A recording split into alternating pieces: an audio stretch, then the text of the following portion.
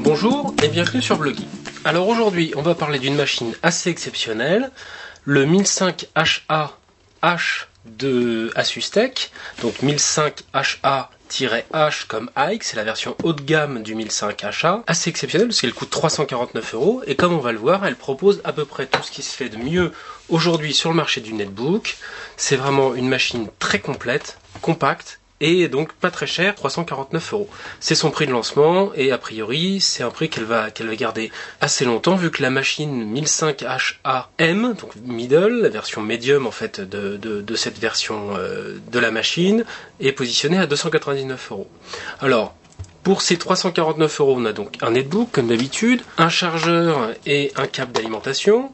Un chargeur un petit peu différent par rapport à d'habitude parce que s'il est toujours aussi compact, vraiment très très petit, il a un chargeur qui change un petit peu au niveau format des anciens netbooks Asus, donc très très très fin, qui prend vraiment pas de place de débord sur le côté de la machine. On a bien évidemment tout ce qui va être pilote et Windows XP qui est livré avec l'engin. On a une carte de garantie.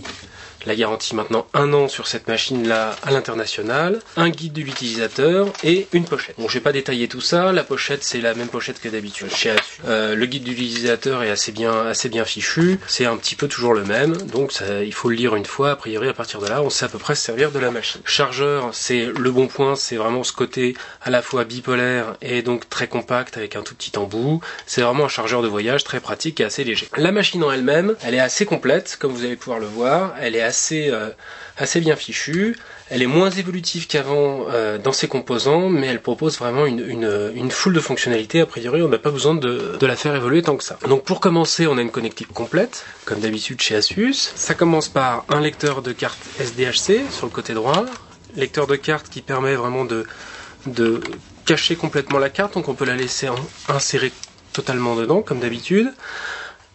Les jacks audio qui servent à brancher un casque micro, donc assez pratique pour faire de la VoIP. 2 ports USB très hauts, donc qui vont pas gêner le maniement de la machine quand on va taper dessus, qui sont très hauts sur la carcasse. Un port J45 de la même façon très haut, donc bien positionné.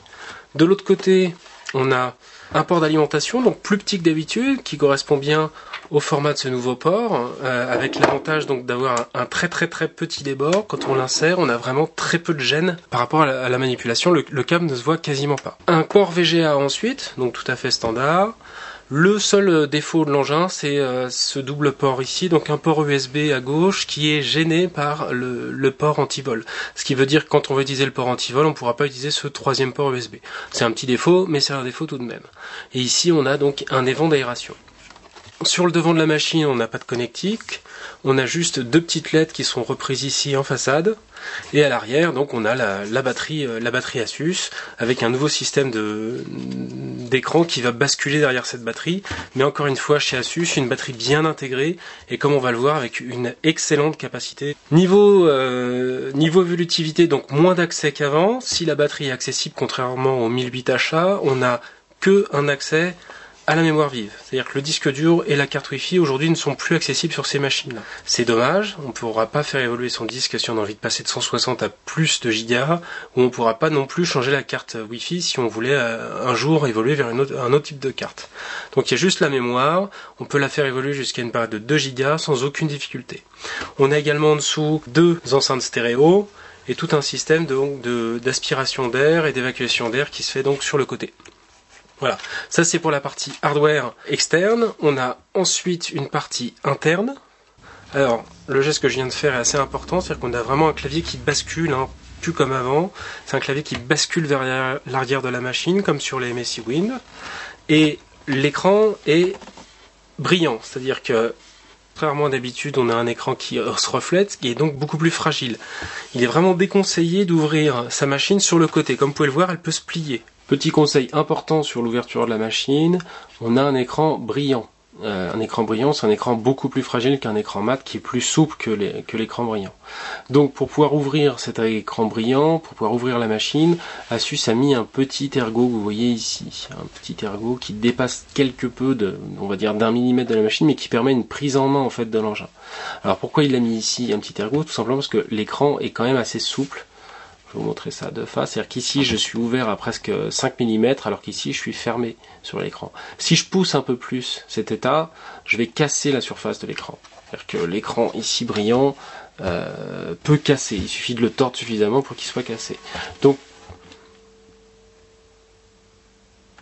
pour pouvoir éviter ça, Asus a mis en place un truc tout bête, donc ce petit ergot. Le petit ergot permet en fait de maintenir au centre l'ouverture de l'écran et donc de rien risquer en fait pour celui-ci. Donc là on maintient en dessous de la machine avec les pouces et là on peut ouvrir sans problème l'engin. Ça c'est assez important parce que ce type d'écran là sur une surface aussi petite avec une structure telle qu'un netbook, si vous y prenez pas garde et qu'un jour vous ouvrez par mégarde vraiment trop violemment alors que vous avez une anse par exemple qui vient bloquer ici, vous allez vous retrouver avec un écran brisé en deux qui sera évidemment pas du tout pris en compte par la garantie de la machine. Donc voilà, on ouvre la machine et là il n'y a pas de problème de manipulation. En interne on a donc des LED, donc celles reprises sur le devant, des LED de fonctionnement de batterie, de clavier, de Wi-Fi et d'accès disque dur. Un pavé tactile, le même que le 1008 achat, donc en fait qui est moulé dans la même masse mais avec des petits ergots qui définissent sa surface d'accès. Un monobouton avec double clic, dont le double clic est possible. Un large clavier, donc ce même clavier que le 1008 achat, assez agréable. Qui est plus du chiclette mais qui est du semi-chiclette, c'est-à-dire qu'on a vraiment une espèce de petite pyramide avec une surface d'accès plus courte que la surface de la touche qui crée en fait un écart entre les touches assez efficace. C'est un beau clavier. Ici on a une petite touche qui permet de désactiver la surface tactile quand on utilise par exemple une souris et qu'on veut plus avoir de pointeur qui se déplace à l'écran par mégarde. Un petit bouton de démarrage qui s'utilise avec la pulpe du doigt, donc il faut vraiment appuyer volontairement pour le démarrer. Et le seul défaut, on va dire, de ce clavier, c'est vraiment ce petit pavé de touche fléchée avec une touche haute qui est parfois assez dure à capter, encore qu'on s'y fait. Donc voilà, un beau clavier, une bonne ergonomie de l'ensemble. D'un point de vue écran, donc on a le premier écran brillant comme sur le 1008 achat de chez Asus. Cet écran brillant, on va le tester, on va voir ce qu'il donne. Une webcam, comme d'habitude chez Asus Tech en 1,3 mégapixels. Double micro array, donc très bonne solution d'enregistrement pour de la VoIP. Et un design d'ensemble qui est vraiment assez réussi. Donc ça, c'est vraiment une belle machine. À 349 €, elle a vraiment beaucoup d'atouts pour elle et ça risque d'être vraiment un top des ventes parce que c'est tout simplement, à mon avis, le meilleur rapport qualité-prix aujourd'hui sur le marché en 10 pouces. Très bonne autonomie, bonne performance avec du N280, 1 Go, 160 Go. Il manque vraiment pas grand chose pour en faire la machine parfaite.